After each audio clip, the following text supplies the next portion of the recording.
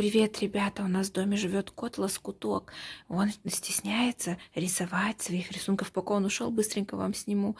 Он тут занимался, Лос Китис собирает, коллекционирует. Вот его персонаж любимый. Вот, это супер кот. Он его поставил в центр, нарисовал его мечты, что он будто бы коллекционирует кристаллы, шары. И вот он в костюме единорога. Если вы собираете Лос Китис, тоже напишите. И вот здесь поставил он котиков. Я знаю, что он называет их поцелуйчики или влюбленные коты. Они вот смотрят на супер кота и его сильно любят, хотят понравиться. А что здесь у нас? А, здесь он спрятал кота другого какого-то. А, он его не любит, называя, что он злой кот. Такое у него выражение лица. Но на самом деле он не злой, мордочки выражения. Он очень добрый. И хочет с ними, наверное, поиграть.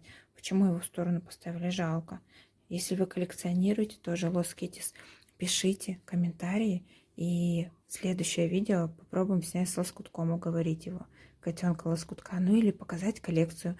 У котенка Лоскутка есть очень много, больше 100 Лос Китис котов. И у всех есть свои имена. Если хотите узнать, пишите.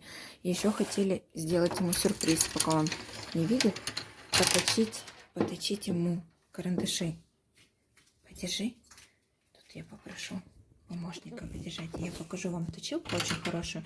Она электрическая. Посмотрите. Вот, все готово. Посмотрите, какой карандаш был. Так, и все. Не разбудить, главное, его кота. Лоскутка.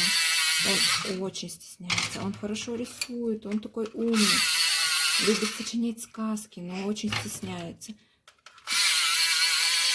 Вот. Будет рад наш котик Лоскуток.